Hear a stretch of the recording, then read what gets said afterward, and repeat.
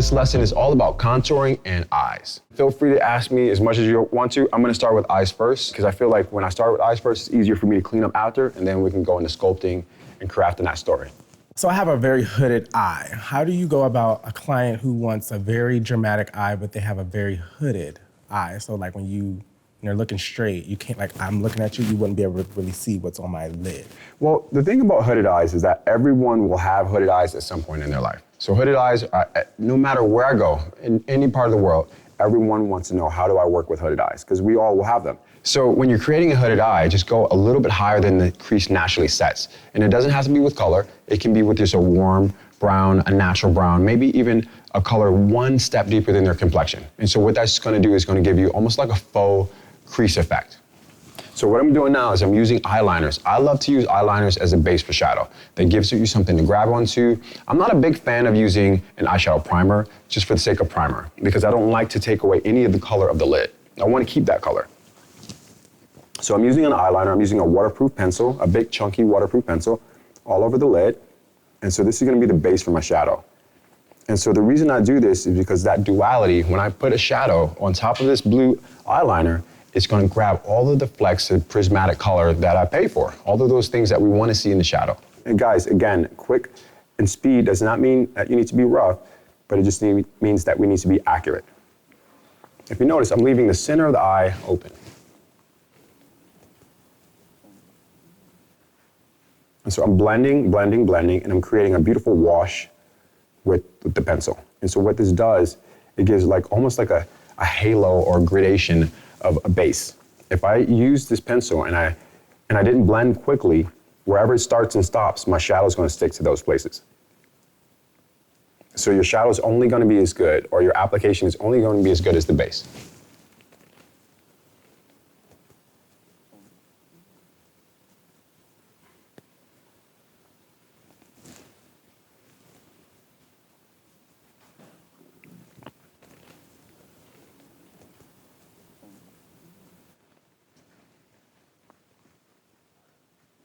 So this is honestly one of my favorite makeup tricks or techniques to do. I love smoky eyes.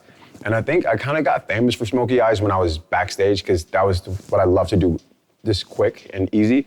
And at the time, that's kind of was the look of the moment. You know, it was the look, early 2000s, late 90s was all about a smoky eye, a nude lip.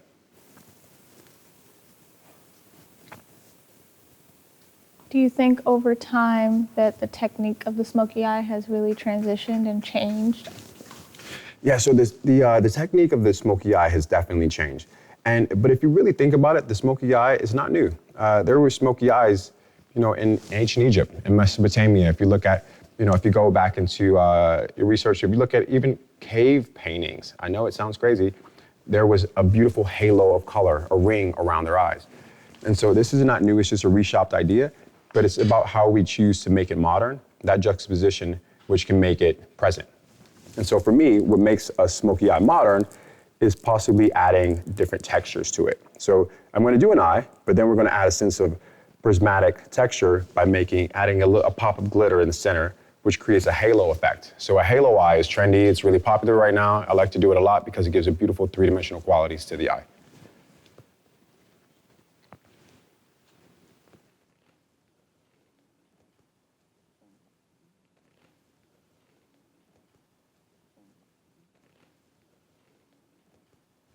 What is the perfect brush to use when applying eyeshadow?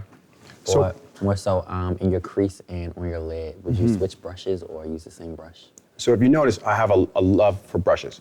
And I really want you guys to get into a habit of looking at brushes almost as your best friends.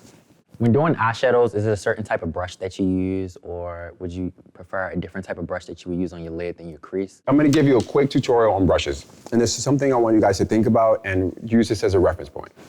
So whenever you're holding a brush, I see a lot of people holding brushes and they do their makeup like this. They hold the brushes like a pencil. And this is what you don't want. You don't want to hold your brush so close to the front of the ferrule. This silver point is called the ferrule.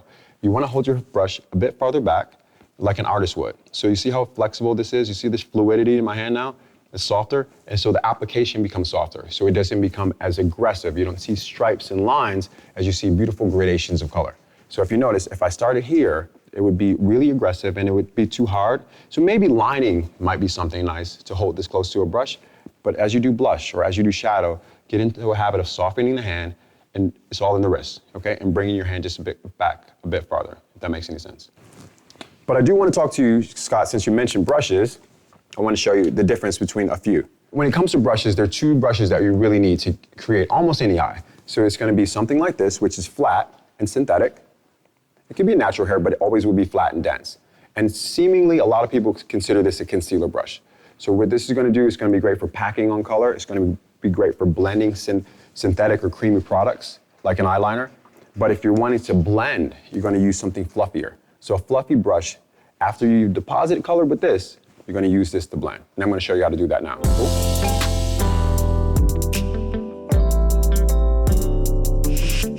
So what I'm doing now is, as I'm blending this in, if you notice, I'm getting to a habit of always dragging out. So I always love to elongate the eyes.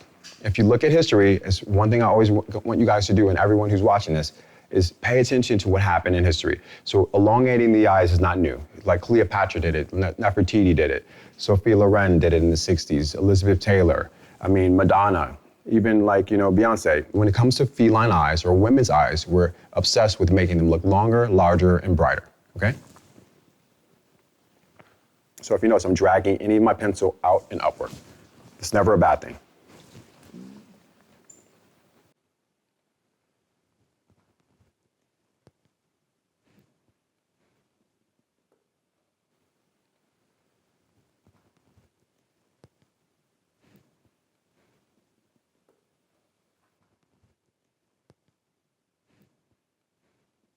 When a client sits in your chair, how do you determine what type of eye look you're going to do based on their eye?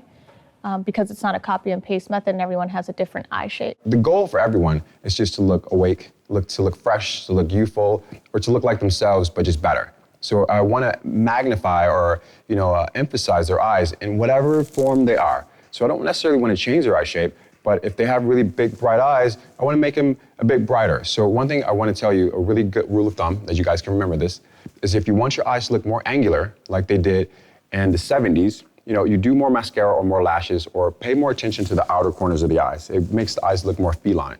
But if you want your eyes to look more doll-like or like Bambi or like Diana Ross in the 60s, you do more lashes in the center. You pay more attention to magnifying or widening that space in the center.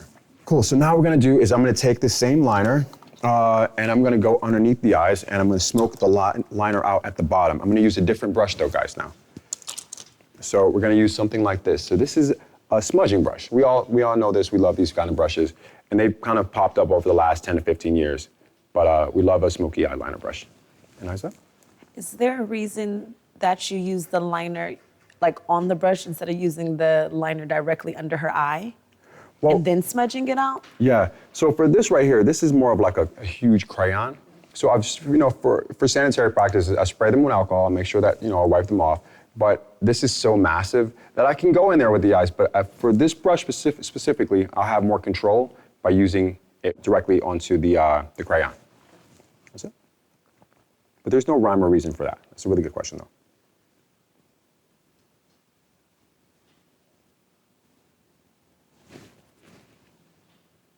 And don't be afraid to tap any excess off on the back of your hand or whatever that looks like.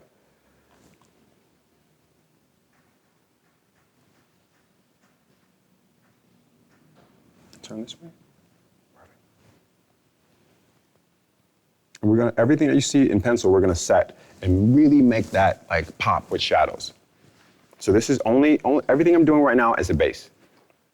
But if you do this, this will last all night. It doesn't matter if they dance, if they swim. She could go swimming. This is a waterproof pencil. So she can literally jump into a pool for a music video and come out with the same eye on.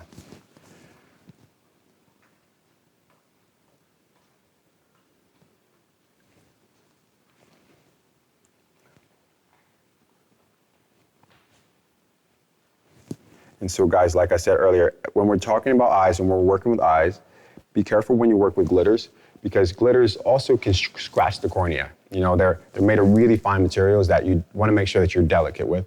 So just keep them contained. There's so many different companies that have glitter adhesives, so they're not so loose and they don't fly everywhere. But I'm really, really careful with the eye area. I just want to make sure that you guys protect the eyes with care just as much as I do. Close your eyes.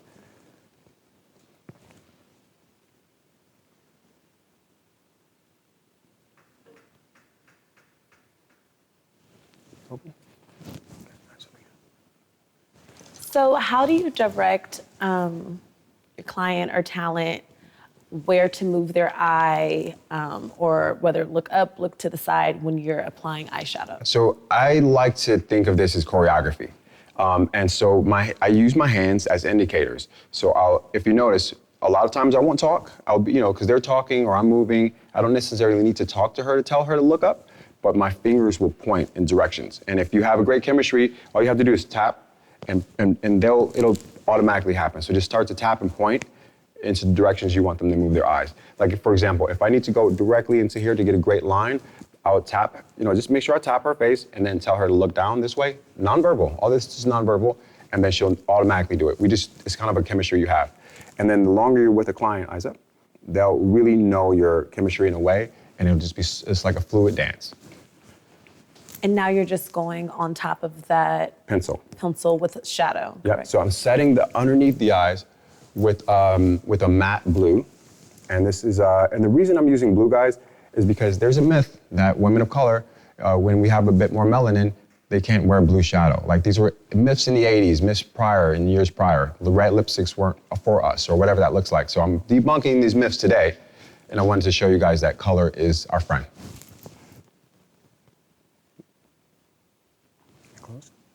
So if you notice, I'm leaving the center of the eye open. I'm going directly to the close part of lashes, like almost near the lash line with my mattes. I like to play around with contrast. So mattes and shimmers, I love to play around with the way things absorb light and reflect light. If you guys can get into a habit of really mastering reflection and absorption of light, it's one of the best secret sauces you can have as a makeup artist.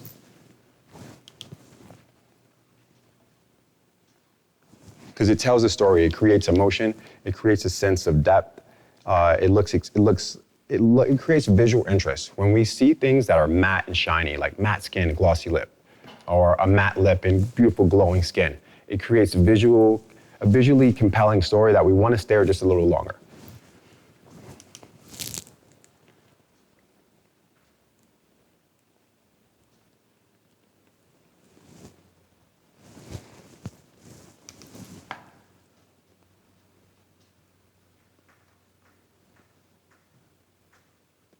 And don't worry about mistakes, guys. So if you notice, I'm saying don't worry about mistakes because we're gonna fix our mistakes later. If you made a mistake, if you drop shadow down here, that's the point of doing eyes first because we're gonna do a cleanup. The cleanup is the fun part and it'll be easy. Taking shimmery shadow. It's actually a shadow I made for my collection in South Africa, and I'm going to go directly onto the balls of the eye.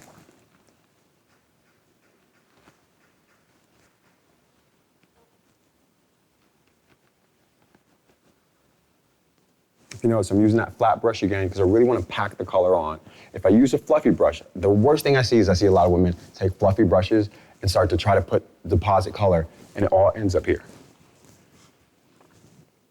You guys know what I'm talking about. So do you use any type of like Fix Plus spray or anything to intensify if you want that shimmer to pop a little more, or? Yeah, you could. You can totally do that. For me, I'm not wetting this now because I'm gonna layer this up with a little glitter in a minute. So I'm gonna get all that high intensity shine from the third layer. But you can totally wet your shimmery shadows and it will be totally fine, completely fine.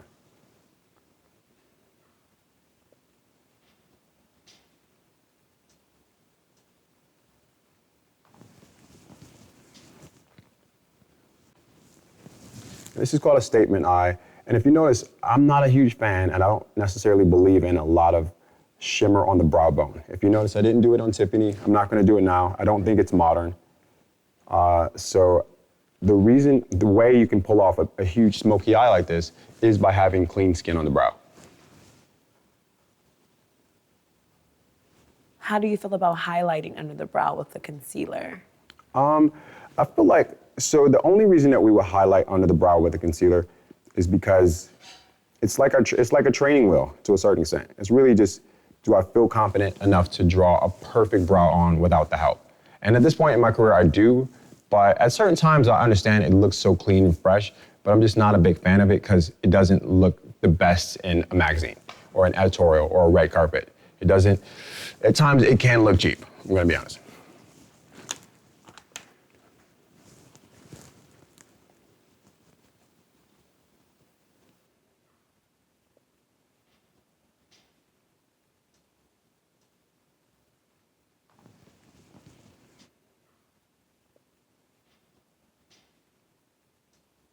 Is there a rule out there that you cannot take the eyeshadow too high or too close to the brow bone? So there's no rule for it. For example, I'll give you, that's a really good question. And in certain shows, like I remember there was a couple seasons ago backstage at, I wanna say Givenchy, where like Pat McGrath took the shadow all the way up.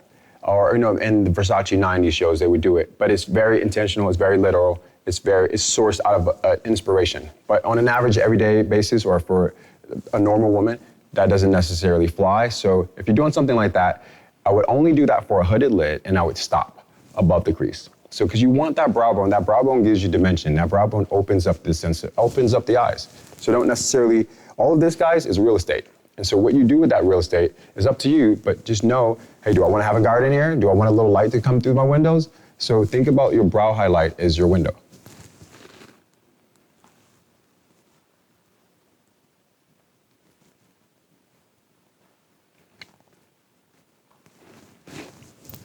And so now I'm basically just finishing off, creating a sense of like dimension with navy and teal shadows on top of the liner.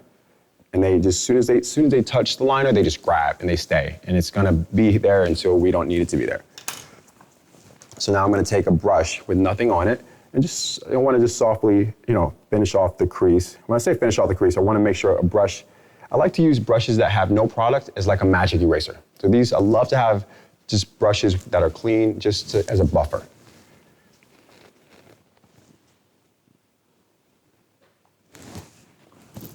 So now, guys, what I'm gonna do is I'm taking a tiny bit, this is a little cheat sheet I have, a tiny bit of foundation, a tiny bit of like a foundation that may be deeper than her complexion, and this is what I'm gonna use to contour her as well. And if you notice, I'm using just a residue of that. And what I'm gonna do with this is I'm gonna sharpen the crease. So I want the crease to have a base of a skin complexion, and I want it to be matte, so when I go in there with the shadow, it just grabs and absorbs the light. You see how I'm creating a barrier for where that smoke is gonna end? With a little bit of foundation, and if it's not a foundation, it can be a contour product. And so that is gonna give us that beautiful crease that we need and reinforce this eye.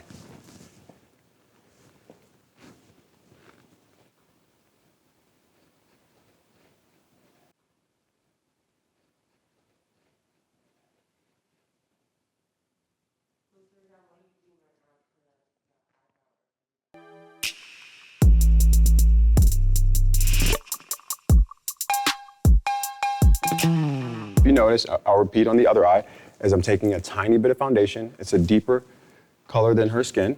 And if you notice, this is what I'm gonna use to contour her complexion. And I'm using this just to carve out the crease, just a bit of this in the crease. Almost like an invisible smoke. And I want you to write down invisible smoke. Guys, invisible smoke. And what that looks like is creating a smoky effect or some kind of sense of dimension that you can't see. And it's really valuable.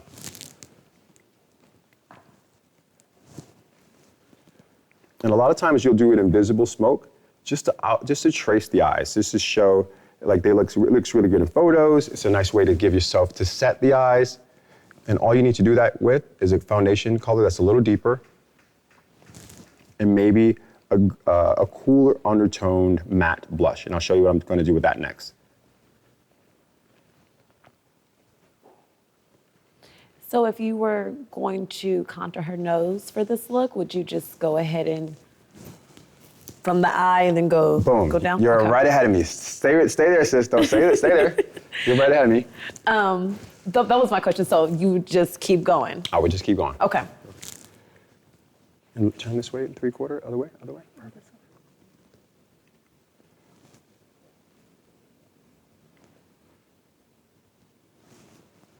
And so if you notice, I always just like to drag any product that I have, just back out into the eyes. But you see this? You see this shape that I'm creating, this invisible shape around the eyes? That's valuable as well. It's just as valuable as the lid space, because it also creates a story. And this is another way you can help women who don't necessarily have the structure. You can build that structure up.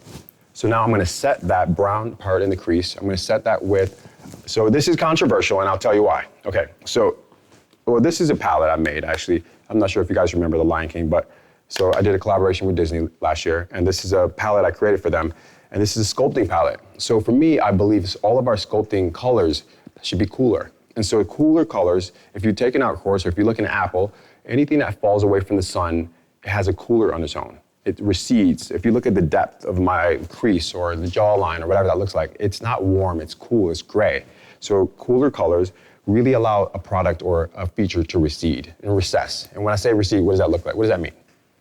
Like grab on and like receive the product. So allow the product to, do what it's supposed to do. Not receive, but recede. Recede. Recede would mean? Kind of dialing back a little bit. Okay, almost there. Shadow. Okay, depth. Depth. So when I say depth, think about how deep Iman's creases are, or someone who's from the South Sudan. That depth that you see is never a warm color. It's always a cooler shade when the light dissipates away from it, just naturally. So that's why I created these cooler tones. So I'm gonna go with some cooler shades, inner crease, to really get in there and carve that out. So hold this for me.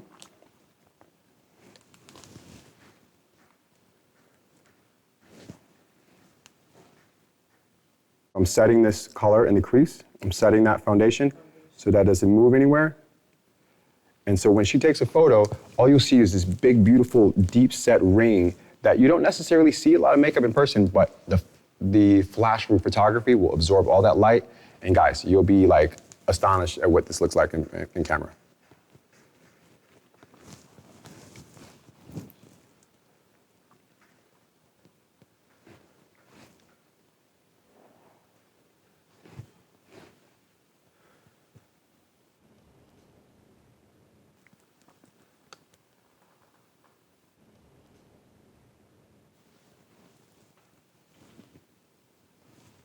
And so if you notice the same technique I do for contouring. So I'm gonna show you that in a second, but I believe in that same invisible sense of contouring. I don't believe in like so much, you don't have to do so much to sculpt the face. And so I don't even believe in contouring. I believe in invisible sculpting. Sculpting is more like the 2.0 of contour. So right now I'm gonna finish the eyes. I'm gonna clean up the eyes a bit more. We're gonna give some mascara, but I wanna go into some glitter, okay? Actually, before I do glitter, I'm gonna fix up underneath the eyes. Just so you can see, we could stop here, but I want to show you how to take it to another level.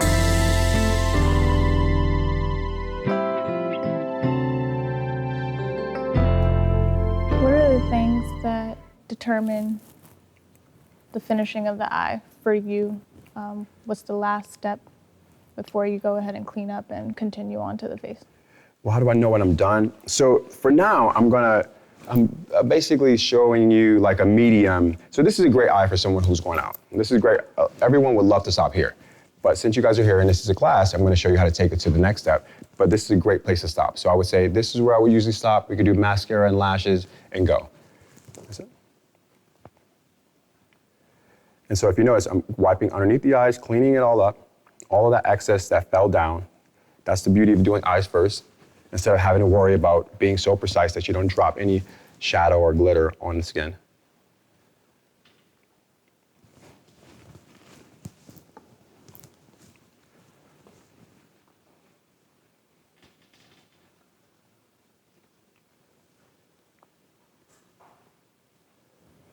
And when you use product to clean underneath the eye, are you using oil-free, or is it okay that it has oils in it? That's a really good question. So I prefer a water-based makeup remover that doesn't have oil because it's easier to move around and clean up. So this is a water-based makeup remover, but at times you can use an oil makeup remover if you have one, or a creamy makeup remover. If you don't have a makeup remover, guys, in a pinch, get a cold cream. Get a really, really either a cheap moisturizer or a moisturizer that is not super premium, and then put it there and then take a towel to it. So that's how they used to take off their makeup back in the day, is like cold cream. And that's like kind of an old way moisturize and treat the face and also take care of your makeup at the same time. But for now, since we took off that, we took off our skin, I'm gonna go in with a little bit more moisturizer. Whenever I take off anything under the eyes, I always go and rehydrate, period. It's so important. You always rehydrate the eyes. Okay, cool. So now what I'm gonna do is I'm gonna rehydrate around the eyes. It's so important. You know why? Because it's very important to rehydrate because you want your concealer to lay like skin. The best thing you can do is give someone a beautiful eye, but if their skin doesn't look luxe around it, it's just a pretty eye sitting on, but not a beautiful surface. So that's why I'm so OCD about the way we prepare skin. Would you mind giving us maybe a couple of recommendations in terms of the moisturizer you use for under the eye? Because something that I've noticed is that certain eye creams or moisturizers tend to create this blotchy look after once you put on foundation or concealer. It doesn't look as flawless anymore. So what you're saying is that some eye creams or concealers change the texture of your foundation, possibly, some or of the concealer. eye creams change the texture of the concealer or the foundation. So that's a really good point. I didn't know this until later on in my career because it would happen to me all the time. I would put on, I would use a really great moisturizer, for some really great companies, and then it would peel or roll. So what I realized in this time, guys, it's okay to use products that have anti-wrinkle or firming or retinol, but whenever it has a skincare service outside of just basic hydration, it doesn't always necessarily serve just for makeup. In these times, when you're doing someone's makeup just sheerly for the glam of it all, only use a product that is just for sheer hydration. No anti-wrinkle, no retinol, no SPF. Try to stay away from anything that has additives, because all those additives are chemicals that will change the texture of your foundation and concealer. Okay, so now we're gonna go back in underneath the eyes. What's up? Using a bit of concealer. If you notice, I'm using a fluffy eyeshadow brush to apply the concealer. And so the reason I like to use a fluffy shadow brush is because it lifts the eyes. And I can really sculpt the shape of the eyes if I want to. And just say if she was a bit more mature, just say if she was an older woman, I can go and craft the story of how high I want to lift the eyes or what angle. And so you see what I'm doing now is I'm not able to do this if I did the eyes last. And don't be afraid to tell your client to pull. So bring your chin down and pull your eyes up, like wrap your skin around your top lip, and then pull. And so if you have a client who's mature and you're really trying to get underneath that eye area, teach them how to pull and manipulate their own skin so you don't have to tug on their faces at all. Sir John, when you're working with a client that has a deep crease, I'm sorry, not a deep crease, a deep, I don't know what to call it, maybe a bag or a line underneath their eye that's a little bit more like, has depth to it. Okay. How do you go about covering that? Do you cover it? Do you allow their eye to kind of just do, whatever it is that it's doing and accentuate it, or do you try to pack on product? That's a really good question. So what you're saying is, if I have a client who's a bit more mature and she has a little texture underneath the eyes, maybe they're fuller, they seemingly seem like bags, or what you're saying, or what? Even if they're not mature, but just I think it's natural for a lot of people to have a line underneath that hollow eye. Mm-hmm. Do you fill that space, or? So what I would try to do, if that is happening, I would either give that area a little bit of like a soft brown and create like a faux smoky effect with that skin, and then meet the concealer. So for example, I have a lot of friends who are from Ethiopia or Somalia, and at times they have dark circles, but it's hereditary because their lids are so deep. But what I like to do is I like to keep that and then just put concealer underneath that, so it's almost like a faux smoky effect. So use that skin to your advantage if you can. So if you notice, guys, I just did concealer, and now I'm just setting this with the most faint amount of loose powder. I'm using a very faint amount, almost like a dusting of a loose powder that is just gonna, all I wanna do is set the concealer. That's the goal. I don't want it to be too matte. I don't need more coverage underneath the eyes.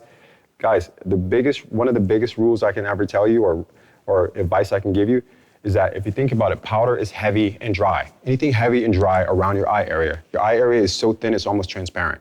So the skin on your eyes, the skin on your lips, it's almost see-through. So if you put something heavy and dry on this area, it's gonna weigh it down. It's gonna make an 8-year-old look like she's 88. So think about how strategic you are when you're working with powder. Okay, so now we're gonna finish this eye up. basically, and we're gonna have some fun with some glitter, and we're done. How do you feel about setting the under eye with a damp beauty blender? Does that make sense? Setting the eye with a damp beauty blender. Yeah, like if you're using, you dip the back into your powder and just dap it under the eye. How do you feel about that?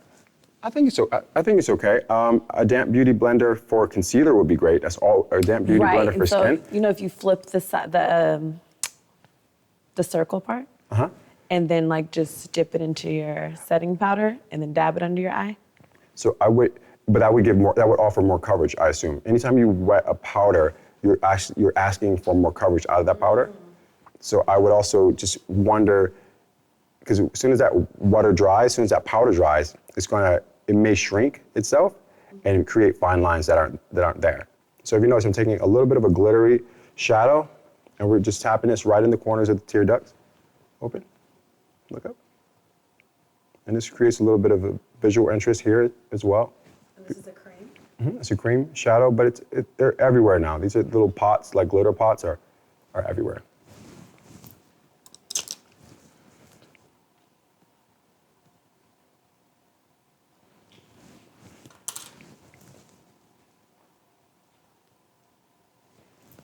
And so guys, I love glitter. If you guys haven't realized, I love glitter because it's a really quick vehicle to just give a little glam. And I think that women love glitter nowadays because you can contain it. It's not like the glitter of yesteryear that it was so messy and it had to, you had to worry about if it would be in your house 3 weeks later. So that's why I like to use glitters that have an adhesive. So I'm using this right now. And this is like some of my extra Coachella bag of glitters. And chin back and close your eyes. So I'm gonna take this on top of the eye that we already have, and this is like a final touch. This is like the icing on the cake. And we're just gonna tap this all along the lash line. You see that, guys?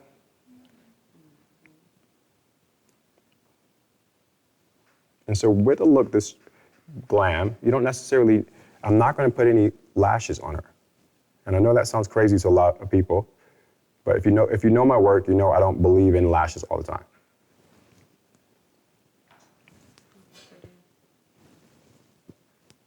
So, because this is enough. Like when we were talking earlier about knowing when to stop is knowing when I don't need to put anything else on. Like how much more impact would we possibly need? Turn this way. So you see the difference between the two? One is like, okay, we're there. And this is like, okay, she's ready. She's ready.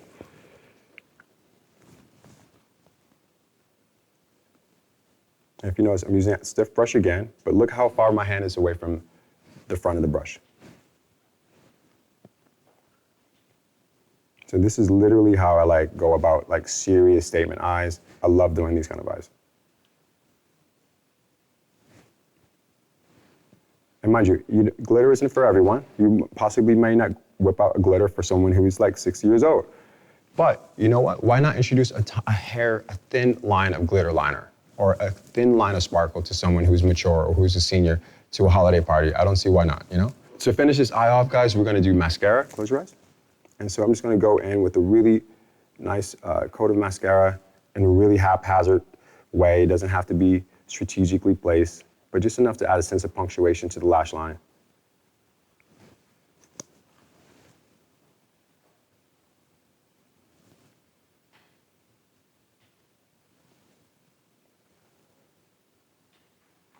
Okay, and then we are basically done.